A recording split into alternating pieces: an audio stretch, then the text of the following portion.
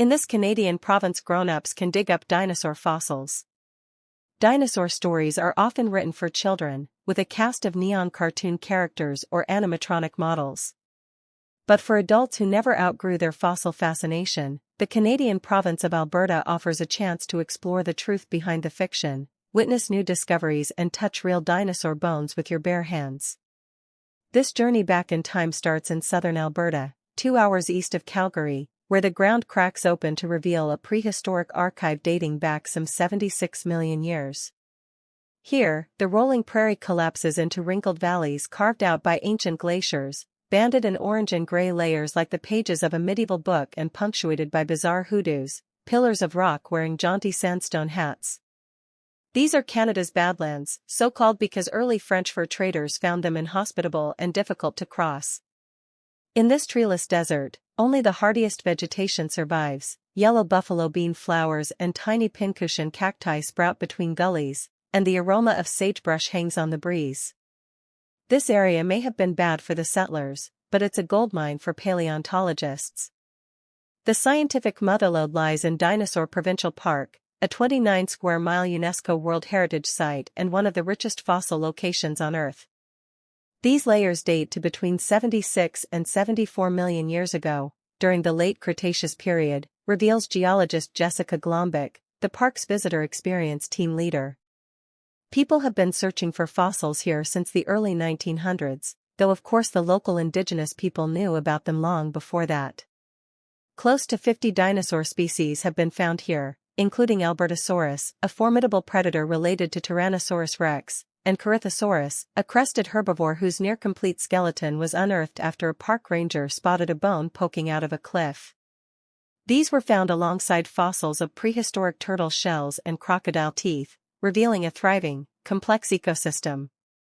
Visitors can explore public trails and museum displays, but to see these ancient monsters up close, it's best to join a guided hike into the park's protected zone, where fossils lie strewn like shattered pottery, and you may come across a hadrosaur leg bone or ankylosaur rib lying on the ground like driftwood washed up on a beach. Walking around requires concentration. There are so many fragments, it's almost impossible not to step on something. The best discoveries end up at the Royal Tyrrell Museum, 2 hours north in Drumheller. This small town of about 8,000 inhabitants is known as the dinosaur capital of the world, a tag worn with pride. A gold dinosaur roars on the sign. There are dinosaur models on every street, and the world's largest model dinosaur, an 86-foot T-Rex named Tyra, towers over the town center. But these are mere warm-ups for the headline act. As one of the world's top dinosaur museums, the Royal Tyrrell houses more than 170,000 specimens covering almost the entire history of evolution, from weird, 500-million-year-old worms found in the Canadian Rockies to a woolly mammoth and saber-toothed cat from the last ice age. In the Breakthroughs Gallery, visitors encounter Alberta's latest discoveries. An ornithomimus, like a prehistoric ostrich, provides the first evidence that North American dinosaurs had beaks and feathers.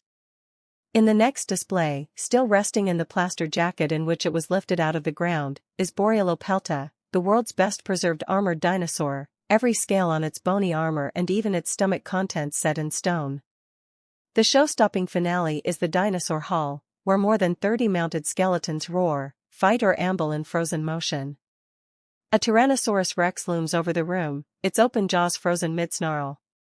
Nearby, the armor-plated herbivore Euoplocephalus, its back studded with bony knobs and its tail ending in a heavy club, squares up to the predator Gorgosaurus, while a long-necked Camptosaurus struggles for life in the jaws of an Allosaurus, their bones locked in an eternal battle to the death.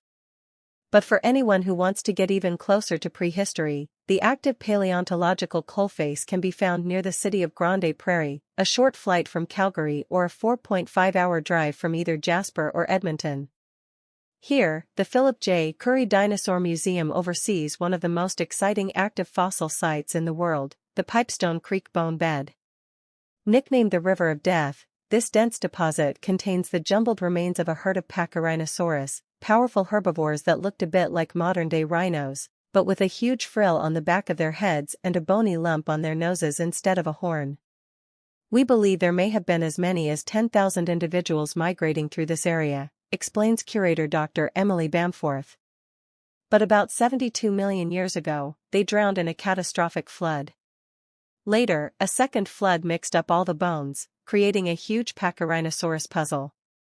The team now has the laborious task of separating the confusion of fossils from the solid rock, although the museum's paleontologist for a day experience lets amateurs join the work. A rattling bus journey along an unsealed track, followed by a short walk through a forest of poplars and spruce, brings you to the bone bed, where a tarpaulin is peeled back to reveal a dark patch of rock, ridged and furrowed by shapes in the stone. "That's a rib," points Emily. "That's part of the frill. That's a toe bone." "We have about 100 to 200 fossils per square foot here and they're all interlocked. We may never know if this is one animal or 10. Using an awl and rock hammer, guests help chip away at the surrounding matrix, careful not to damage anything precious.